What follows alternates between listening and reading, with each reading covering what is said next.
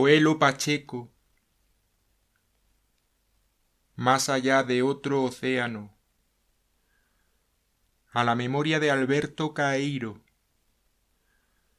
Con un sentimiento febril de ser más allá de otro océano, hubo posiciones de un vivir más claro y más límpido, y apariencias de una ciudad de seres no irreales más lívidos de imposibilidad, consagrados en desnudez y pureza. Fui pórtico de esta visión inútil, y los sentimientos eran sólo el deseo de tenerlos. La noción de las cosas fuera de sí las tenía cada uno dentro. Todos vivían en la vida de los demás, y la manera de sentir estaba en el modo de vivirse, pero la forma de aquellos rostros tenía la placidez del rocío. La desnudez era un silencio de formas sin manera de ser, y hubo asombros de que toda la realidad tan solo fuera eso, pero la vida era la vida y sólo era la vida. Mi pensamiento trabaja muchas veces en silencio, con la misma suavidad de una máquina engrasada al moverse sin ruido. Yo me encuentro bien cuando así marcha y permanezco inmóvil, para no deshacer el equilibrio que me ha llevado a tenerlo de este modo. Presiento que en aquel momento mi pensamiento es claro, mas no lo oigo, y en silencio rueda siempre mansamente cual máquina engrasada la que mueve una correa, y más no puedo oír que el deslizar sereno de las piezas que trabajan. Pienso a veces que todas las demás personas han de sentirlo tal como lo siento, pero dicen que les duele la cabeza o que tienen mareos. Viene a mí este pensamiento como podría venir otro cualquiera, como por ejemplo el de que ellos no sienten ese deslizar y no piensan en que no lo sienten.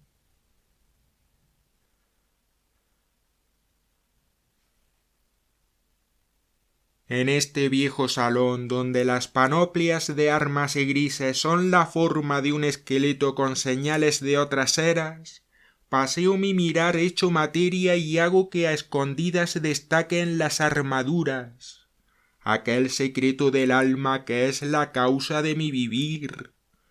Si fijo en la panoplia el mortificado mirar donde hay deseos de no ver, toda la férrea estructura de ese esqueleto que sin saber por qué presiento, se apodera de mi sentido como un relámpago de lucidez. Hay sonido en la igualdad de dos yelmos que me escuchan, de tan nítida la sombra de las lanzas marca la indecisión de las palabras. Dísticos de incertidumbre danzan sin cesar sobre mí. Escucho ya las coronaciones de unos héroes que habrán de celebrarme, y sobre este vicio de sentir me encuentro en los mismos espasmos, de la misma polvareda gris de las armas con señales de otras eras.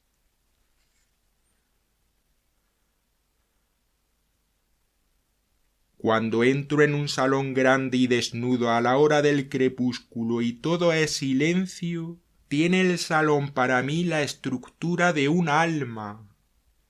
Es impreciso y cubierto de polvo y mis pasos poseen unos ecos extraños, como los que retumban en el alma cuando yo camino. Entra la adormecida luz de fuera por sus ventanas tristes y proyecta en la oscura pared de enfrente las sombras y penumbras. Un salón grande y vacío es un alma silenciosa, y la polvareda que levantan las corrientes de aire son los pensamientos.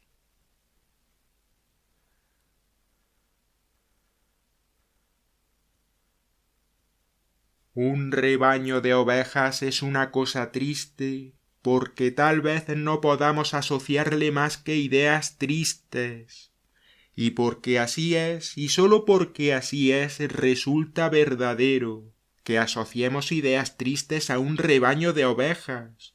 Por tal razón, y sólo por tal razón, las ovejas son tan realmente tristes.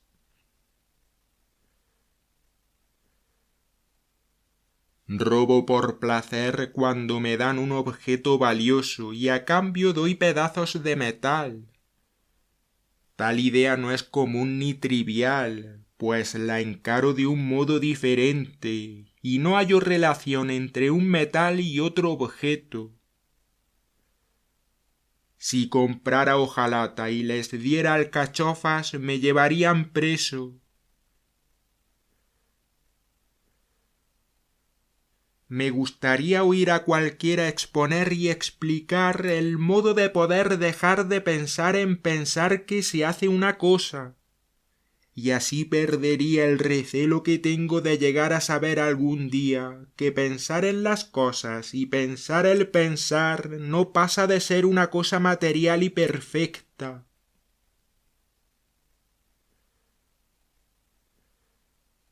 La posición de un cuerpo no es indiferente a su equilibrio, y la esfera no es cuerpo pues carece de forma.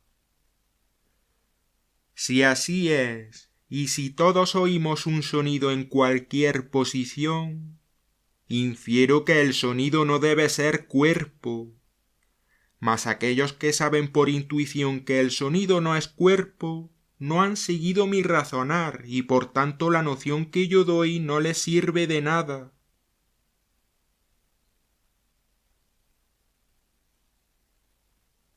Cuando recuerdo que hay personas que lanzan las palabras para ejercer ingenio, se ríen por eso y cuentan particulares casos del vivir de cada cual para aligerar su hastío, y consideran que los payasos de circo son graciosos, mas se incomodan si les cae una mancha de aceite en el traje nuevo. Me siento feliz de que haya tantas cosas que no entiendo. Veo en el arte de cada obrero una generación desvaneciéndose. Por eso no comprendo ningún arte, pero veo tal generación. El obrero nada ve de esa generación en su arte, y por eso es obrero y por eso conoce su arte.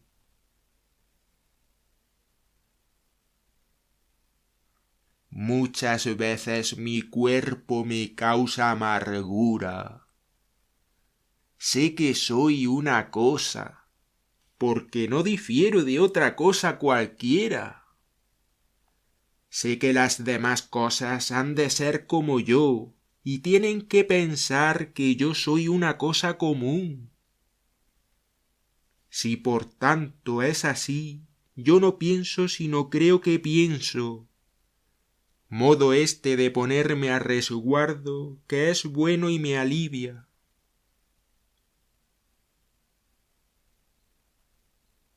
Amo las alamedas de árboles encorvados y sombríos, y al caminar por las extensas alamedas a las que mi mirar da forma, alamedas a las que mi mirar da forma sin que yo sepa cómo, son puertas abriéndose en mi ser incoherente, y son siempre alamedas lo que siento cuando el asombro de ser así me distingue.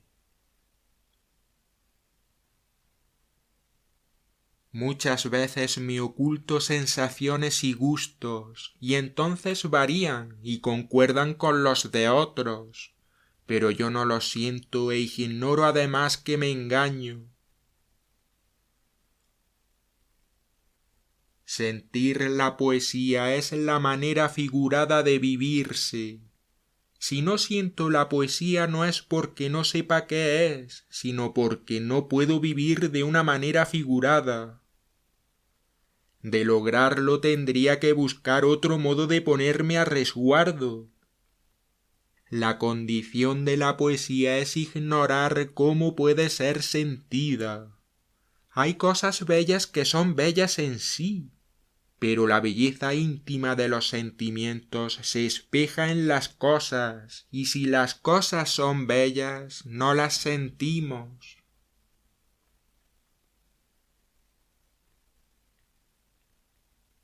En la sucesión de pasos no puedo ver más que sucesión de pasos, y se suceden como si los viese sucederse realmente por el hecho de ser tan iguales a sí mismos, y de no haber una sucesión de pasos que al cabo no lo sea. Veo cuán necesario es no equivocarnos acerca del claro sentido de las cosas.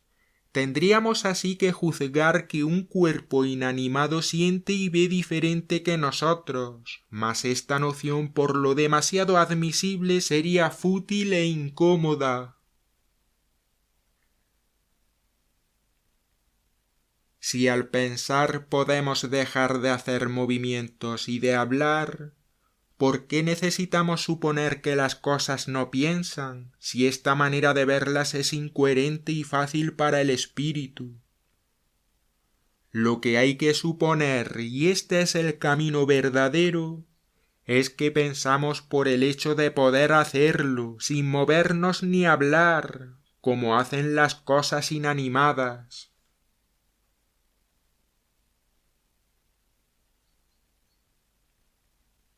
Cuando me siento aislado, la necesidad de ser una persona cualquiera en mí aparece y se arremolina a mi alrededor en espirales oscilantes.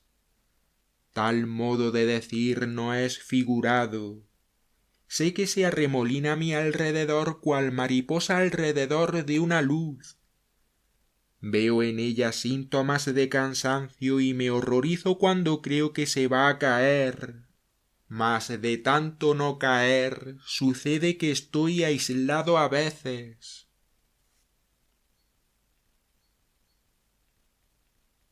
Hay personas a quienes arañar las paredes impresiona y otras a las que no impresiona, pero arañar las paredes es algo siempre igual, la diferencia está en las personas.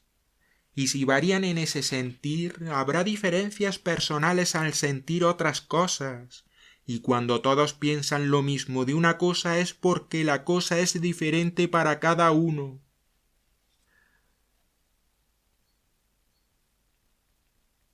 Memoria es la facultad de saber que hemos de vivir.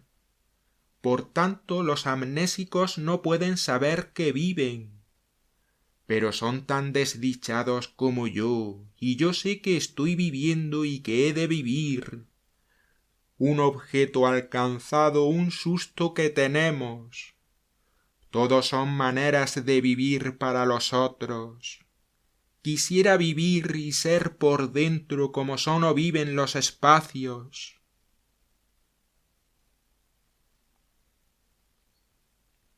¿Cuántas personas se sientan después de comer en una mecedora, se acomodan entre almohadas, cierran los ojos y se dejan vivir? No hay lucha entre el vivir y las ganas de no vivir. O bien, lo cual es horrible para mí, si realmente hay lucha, se matan pegándose un tiro tras haber escrito algunas cartas. Es tan absurdo dejarse vivir como hablar en secreto.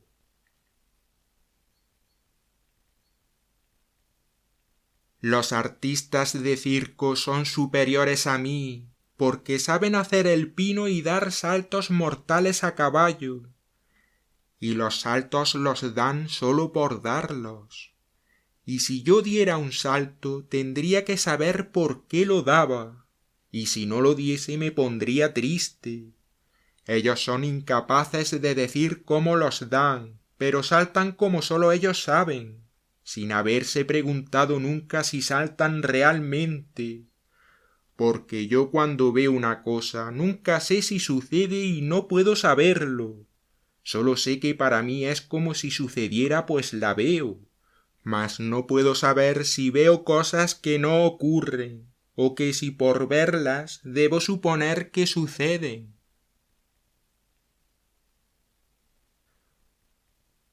Un ave siempre es bella porque es ave, y las aves siempre son bellas, pero un ave sin plumas es tan repugnante como un sapo. y en un montón de plumas no hay belleza. De este hecho así tan desnudo, yo no sé inducir nada, pero siento que debe haber en él una verdad muy grande. No puede ser igual lo que pienso una vez a lo que pienso otra vez, y de este modo vivo para que los demás sepan que viven. A veces veo cómo trabaja un cantero junto a un muro, y su modo de existir y de poder ser visto siempre difiere de lo que juzgo. El cantero trabaja y hay una incitación dirigida que mueve sus brazos. ¿Cómo sucede que trabaje por una voluntad que lo incita, y yo no trabaje ni tenga ganas de incitarme, y no pueda entender esa posibilidad del cantero? Nada sabe él de estas verdades, y no es más feliz que yo ciertamente. En alamedas de otros parques, al pisar hojas secas, sueño a veces que soy para mí y que he de vivir. Mas nunca pasa esta visión ilusoria, porque al fin me veo en las alamedas de ese parque, pisando las hojas secas que me escuchan. Si pudiese al menos oír el crujir de las hojas secas sin que fuera yo quien las pise o sin que ellas me viesen. Pero las hojas secas se arremolinan y tengo que pisarlas. Si al menos en esta travesía tuviese a otro como todo el mundo.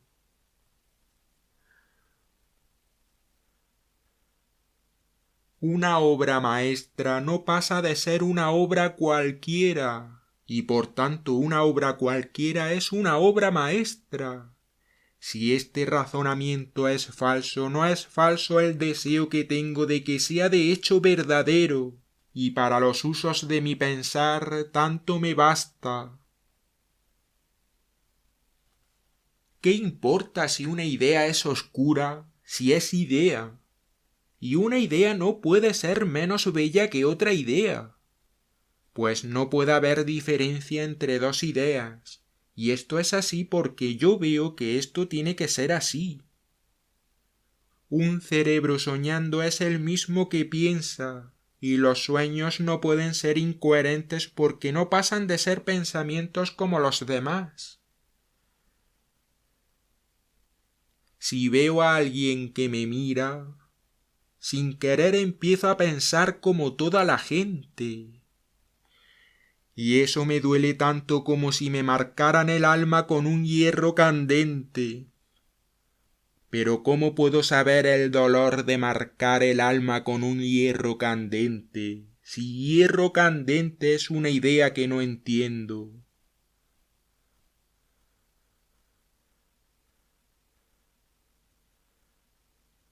El descarrío de mis virtudes me conmueve.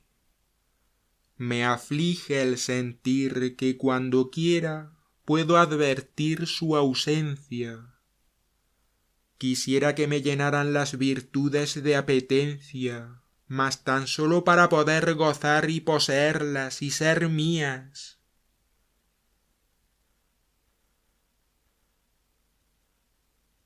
Hay personas que dicen sentir el corazón despedazado, y ni siquiera vislumbran lo bueno que sería sentir que nos están despedazando el corazón, cosa que no se siente nunca.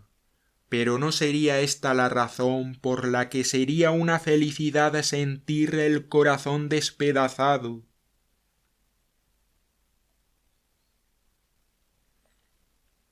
En un salón noble de penumbra, donde hay azulejos, donde azulejos azules colorean paredes, donde el suelo es oscuro y pintado y con esteras de yute, me adentro a veces coherente en exceso. Soy en aquel salón como cualquier persona, pero el entarimado es cóncavo y las puertas no ajustan. La tristeza de los montantes crucificados en los vanos de puerta es una tristeza desnivelada hecha de silencio. Por las ventanas reticuladas entra la luz cuando es de día, empañada por vidrios de montantes y recogida en los rincones cual montón de negrura. Corrientes de aire frío recorren a veces los extensos pasillos, mas huele a barnices viejos y agrietados en cada rincón de los salones, y todo es dolorido en este solar de antiguallas.